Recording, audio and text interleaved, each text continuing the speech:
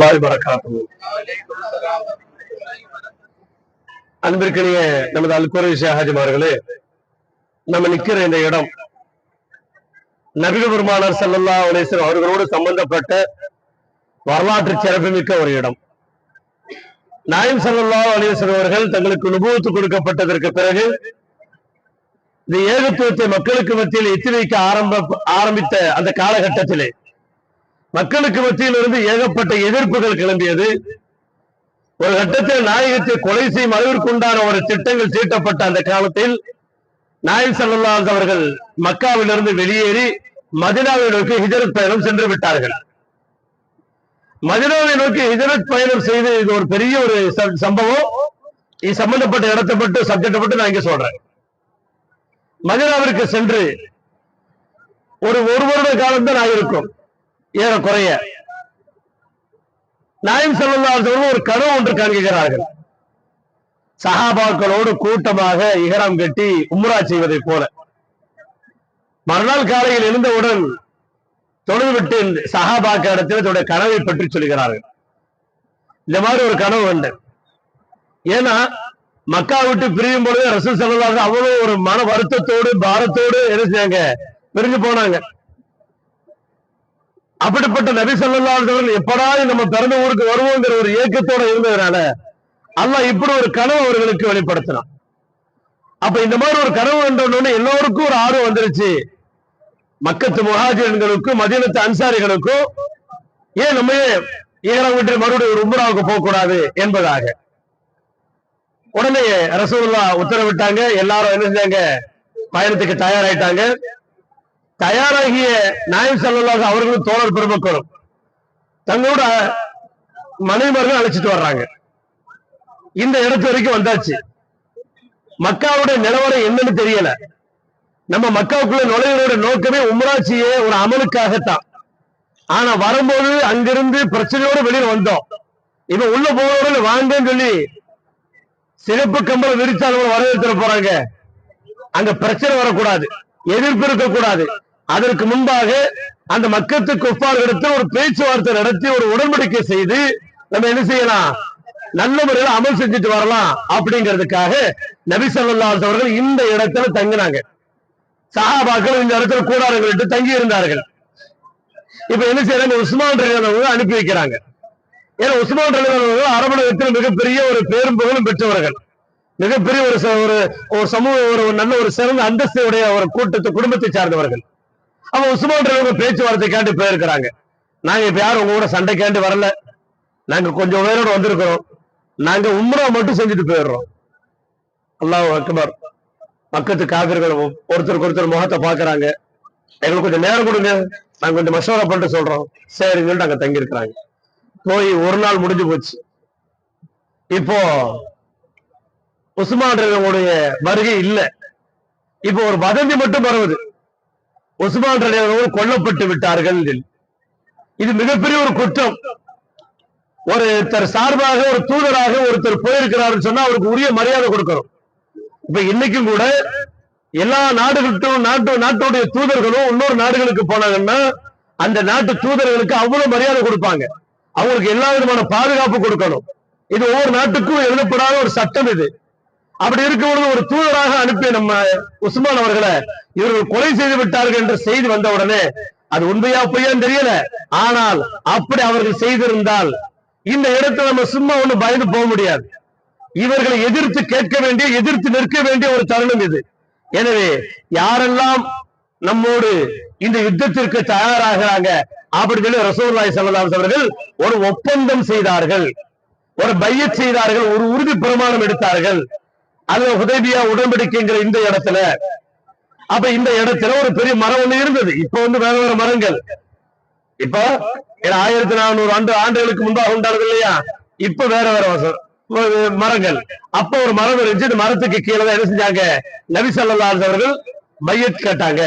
எல்லா சஹாபாக்களும் யார சொல்லலாம், நாங்க வந்து உம்ராவுக்காக இருந்தாலும் கூட உங்க வார்த்தைக்கு மதிப்பு கொடுத்து யுத்தம் வந்தாலும் நாங்கள் உங்களோடு அணி சேர்ந்து நிற்போம் என்ற ஒரு உறுதி தருகிறார்கள். இது இபாயிலுக்கு தஹ்த ஷஜரத்தி அல்லாஹ் குர்ஆன்ல சொல்றான். ஒரு வசனம் வருது ஹாமீம் ஜுஸ்ல, நீங்க அந்த மரத்துக்கு கீழே நபியின் இடத்துல நீங்க ஒரு பைய செய்தீர்களே, அந்த பைய செஞ்ச விஷயத்தை பத்தி எல்லாம் குர்ஆன்ல குறிப்பிட்டு காட்டுறான். இப்படி ஒரு பையத்தை செய்து எல்லாம் ரெடி ஆயிட்டாங்க. அதுக்கு பிறகு பாத்தீங்கன்னா 2வது நாள் 3வது நாளுக்கு ஒருத்தர் வர்றாரு, சஹில் என்ற ஒரு மனிதர் வர்றாரு. அப்ப அவர் இஸ்லாத்துக்கு வரல. அந்த சஹில் என்ற மனிதர் வர்றாரு. வர்றவர் யாருன்னு சொல்லி பாக்குறாங்க, சஹில் மாதிரி தெரியுதுங்கிறாங்க. உடனே ரசூலுல்லாஹ் சொன்னாங்க, சஹில் வர்றாரா, அப்ப பிரச்சனை சுமூகமா முடியுதுன்னு அர்த்தம்னாங்க. ஏன்னா சஹில் என்ற அரபி வார்த்தைக்கு என்ன பொருள்? ரொம்ப இலகுவான, லேசான, சிம்பிளானு அர்த்தம் அதுக்கு. அப்ப பேரை வச்சு என்ன செய்யறாங்க, ஒரு காரியத்தை ரசூல் ஸல்லல்லாஹு அலைஹி வஸல்லம் ஒரு அனுமானம் என்ன செய்யறாங்க, பிரச்சனை சுமூகமா முடிய போகுதுப்பா, சஹில் வர்றாருல, ஏன்னா அவரை பத்தி தெரியும்.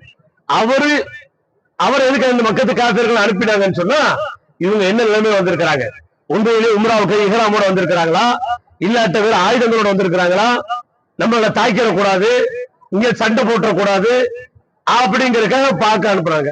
அவர் வந்தாரு. வந்து கொஞ்ச நேரம் இருந்து எல்லாத்தையும் பார்த்தாரு. பார்த்துட்டு சரி நான் அங்க போய் தகவல் சொல்றேன்னு போயிட்டாரு. போனவர் என்ன சொன்னாரு, அவருடைய கூட்டத்தாரிடத்துல, நானும் எந்தெந்த நாட்டுக்கோ தூதுவராக போயிருக்கிறேன், ஆனா முகமது அவர்களுடைய தோழர்களோடு இருக்கக்கூடிய அந்த இடத்துக்கு சென்ற இந்த தூதை போல வேற எங்கேயும் நான் போனதில்லை, எங்கேயும் நான் பார்த்ததில்லை. ஏன்னு சொன்னா முகமது அவர் கண் அசைத்தால் அவர்கள் அதை செய்யறதுக்கு ரெடியா இருக்கிறாங்க. ஒண்ணு. இன்னொன்னு, அவர் ஏதாவது வாயிலிருந்து உமிழ்நீர் சுரந்து உமிழ்ந்தான்னு சொன்னா அது யாருடைய கையிலாவது விழுகுது, வாங்கிக்கிறாங்க. அவர் ஒரு செஞ்சு முடிச்சாருன்னு சொன்னா அந்த தண்ணியை கையில வாங்கி என்ன செய்யறாங்க, மேடிகளின் முகங்களிலும் தடவி கொள்கிறார்கள். சொல்லுவாங்க இல்லையா, ரொம்ப பின் டிராப்ஸ், அதாவது சைலண்ட், குண்டூசி போட்டா கூட சத்தம் கிடைக்கும் அப்படிங்கிற மாதிரி. அந்த மாதிரி அவ்வளவு பேர் இருந்தாலும் ரொம்ப அமைதியா இருக்கிறாங்க. இந்த மாதிரி ஒரு கூட்டத்தை நான் பார்த்ததே இல்லை. முகமதுக்கு அவருடைய தோழர்கள் அவ்வளவு மதிப்பு கொடுக்குறாங்க, மரியாதை கொடுக்குறாங்க. இந்த மாதிரி எந்த தலைவருக்கும் நான் மரியாதை கொடுத்து நான் பார்த்ததில்லை அப்படின்னு அங்க போய் தகவலை சொல்றாரு. இப்ப அங்க ஒரு உடன்படிக்கை, ஒரு பைலா ஒண்ணு ரெடி பண்ணிட்டாங்க. யாரு? மக்கத்து காபிர்கள். பைலாவோட அந்த மக்கத்து காபிர்கள் சிலரோட உஸ்மான் வர்றாங்க. அப்ப ரசூலுல்லாஹி ஸல்லல்லாஹு அலைஹி வஸல்லம் வந்து அந்த பையத்தை பத்தி சொல்றாங்க. நீங்க வந்திருக்கிறீங்க, வந்த உடனே உங்களை உள்ள விட்டுட்டோம்னு சொன்னா எங்களுக்குன்னு இருக்கக்கூடிய இந்த ஊர்ல இருக்கக்கூடிய கௌரவம் போயிடும். நாங்க 4 பேருக்கு பதில் சொல்ல வேண்டிய இடத்துல இருக்கிறோம். அதனால இந்த வட்டம் உங்களுக்கு உம்ராவுக்கு அனுமதி கிடையாது. இந்த வட்டம் உங்களுக்கு உம்ராவுக்கு அனுமதி கிடையாது. நீங்க எல்லாம் திரும்பி போயிருங்க. இத மாதிரி சில ஷரத்துக்கள், சில நிபந்தனைகள் கொடுத்து ஒரு லெட்டர் ஒண்ணு ரெடி ஆயிருக்குது. அது என்னென்ன ஷரத்துக்கள் தெரியுமா? உடன்படிக்கைன்னு சொன்னா இப்ப உங்களுக்கு எனக்கு மத்தியில் ஒரு ஒப்பந்தம் சொன்னா சரியா இருக்கணும். எனக்கு ஒரு 6 மாசம், உங்களுக்கு ஒரு 6 மாசம். அதுக்கப்புறம் அந்த 6 மாசத்துக்கு உண்டான நான் பார்ப்பேன், இந்த 6 மாசத்துக்குள்ள நீங்க பாத்துக்கணும். இந்த மாதிரியான டீலுக்கு சரிசமமா இருக்கும். ஆனா எல்லாமே ஒருதலைபட்சமாக உண்டான தீர்ப்புகள், உடன்படிக்கை. எப்படி? உங்கள்ல இருந்து யாராவது உங்க போக்கு பிடிக்கணும்னு சொல்லி வெளியே வந்தாங்கன்னு எங்க கிட்ட சொன்னா நாங்க அவங்கள உங்ககிட்ட திருப்பி அனுப்ப மாட்டோம்.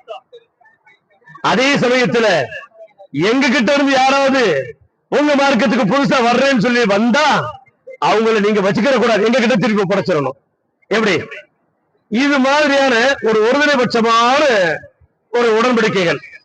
இதுல குறிப்பாக மேல என்ன ஆரம்பிக்கிறாங்க, அப்துல்லாவுடைய மகன் முகமது அவர்களுக்கு அப்படின்னு எழுத ஆரம்பிக்கிறாங்க.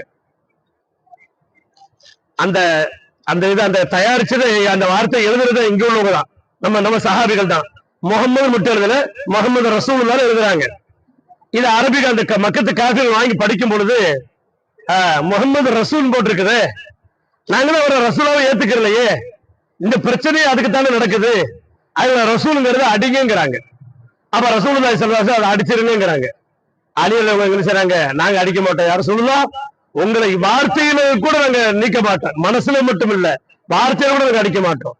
சரி அது எங்க இருக்குன்னு சொல்லுங்க, நான் அடிக்கிறேன். நாங்க ரசூலுல்லாஹி ஸல்லல்லாஹு அலைஹி வஸல்லம் உம்மி நபி, எழுத படிக்க தெரியாத ஒரு உம்மி நபி. அப்படிப்பட்டவங்க என்ன சொல்றாங்க, அங்க அது எந்த இடத்துல இருக்குன்னு காட்டுக்கப்பா, நான் அதை அடிக்கிறேன். நாங்க ஏன்னா இங்க காரியம் நடக்கணும், இங்கு பிரச்சனை உண்டாக கூடாது அப்படி சொன்ன உடனே இந்த இடத்துல காட்டணும் ரசூலுல்லாஹி ஸல்லல்லாஹு அலைஹி வஸல்லம் அந்த இடத்த ரசூலுங்கிற வார்த்தை அவங்க அடிச்சாங்க. கடைசி ஒப்பந்தம் முடிக்கப்பட்டது. காபிர்கள் எல்லாம் அந்த ஒப்பந்தத்தை எடுத்துட்டு நேரம் கொண்டு காபத்துவால தொங்க விட்டுட்டாங்க. இங்கு சஹாபாக்களுக்கு மத்தியில் கொந்தளிப்பு தாங்க முடியல. எல்லாரும் எவ்வளவு பெரிய ஆர்வத்தோட வந்தாங்க. முஹாஜிர் எங்க மக்காவுக்கு நம்ம சொந்த ஊருக்கு போறோம், காபத்துல்லா பார்க்க போறோங்கிற ஆசை, மதீனாவுல வந்து அன்சாரிகள் நம்ம உம்ரா செய்ய போறோங்கிற ஆசை, இது எல்லாம் சேர்ந்து வந்து இந்த இடத்துல இந்த வருஷம் செய்ய முடியாது, திரும்பி போங்கன்னு சொல்லி ரசூலுல்லாஹ் கையெழுத்து போட்டுட்டாங்களே.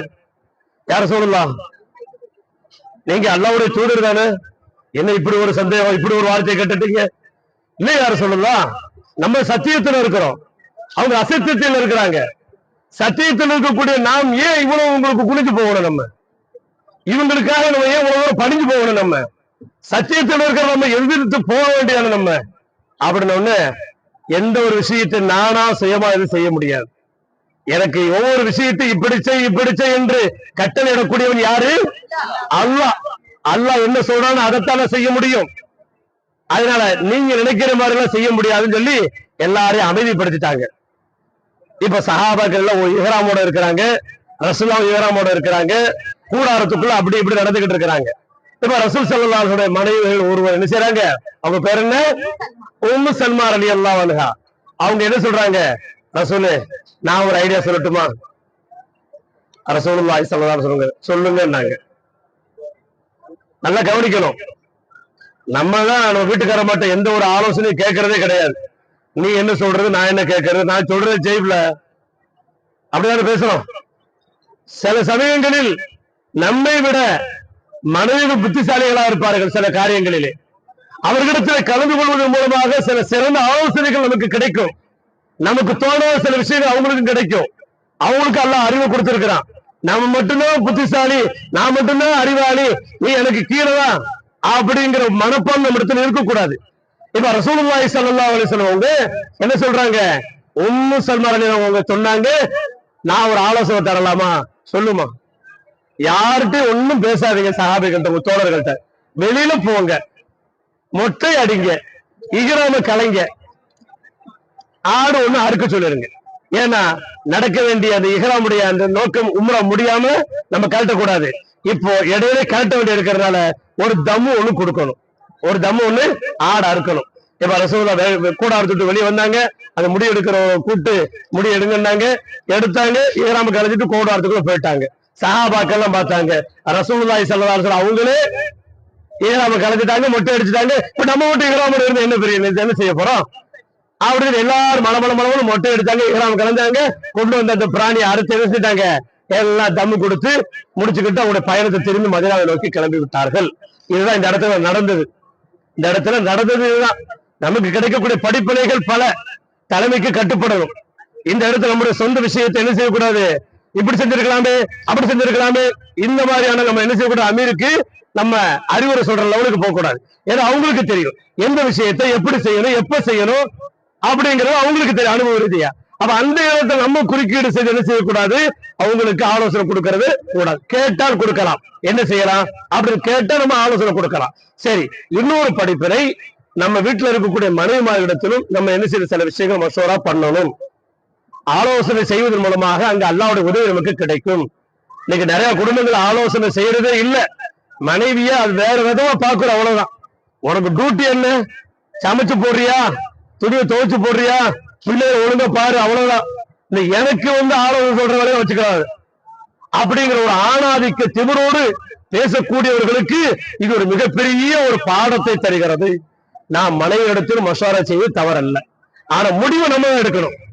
அந்த இடத்துல அவங்ககிட்ட ஆலோசனை கேட்கலாம், என்ன செய்யலாமா, இப்படி ஒரு நிலைமை இருக்குது. அப்ப அவங்க அறிவுக்கு ஏற்பட்ட எட்டுறது மாதிரி சில ஆலோசனைகளை சொல்லுவாங்க. அது நமக்கு தெரியும், நமக்கு நல்லா தெரியும், அது சரிப்பட்டு வரா தெரியும். அப்ப அந்த சமயத்துல அது சரிப்பட்டு வராப்பா, இப்படி செஞ்சிருவோம் அப்படி முடிவு எடுக்கலாம். சில சமயங்கள்ல ஆமா இல்ல நான் யோசிக்கவே இல்லை, இப்படி ஒரு ஐடியா இருக்குல்ல, பேசாம இப்படி செஞ்சிருவோம் இன்ஷா அல்லாஹ் என்று மனைவியுடைய கருத்துக்கும் அந்த மசோராவுக்கு நம்ம என்ன செய்யணும், முக்கியத்துவம் கொடுப்பதற்கு நம்ம யோசிக்க கூடாது. அந்த இடத்துல இப்படி பலதரப்பட்ட நிகழ்வுகள் நடந்த ஒரு வரலாற்று சிறப்புமிக்க இடம் தான் இந்த ஹுதைபியாங்கிற இடம். அந்த இடத்துக்கு தான் இப்ப நம்ம வந்திருக்கிறோம். அல்ஹம்துலில்லாஹ், உம்ராவுக்காக கிளம்பி வந்து மதீனாவுல இருந்து கிட்டத்தட்ட 400 கிலோமீட்டர் மைல் தூரம் நடந்து வந்து என்ன செய்யிருக்கிறாங்க, இங்க வந்துட்டு உம்ரா செய்ய போயிருக்கீங்க. மக்காவுக்கு இதுக்கு எவ்வளவு வரும், மிஞ்சி போட ஒரு 40 30 40 எவ்வளவு 20 கிலோமீட்டர் தூரம் தான் உம்ரா செய்யறதுக்கு. 20 கிலோமீட்டர் தூரம் வரைக்கும் வந்துட்டு உம்ரா செய்ய முடியாம திரும்பி போயிருக்கிறாங்க. அப்ப நமக்கு அல்லாஹ் தஆலா உம்ராவுக்கு உண்டான பயணத்தை கொடுத்து, தேதியை கொடுத்து, அதற்குண்டான தயாரிப்புகளை கொடுத்து, சொன்ன மாதிரி அல்லாஹ் தஆலா நாடு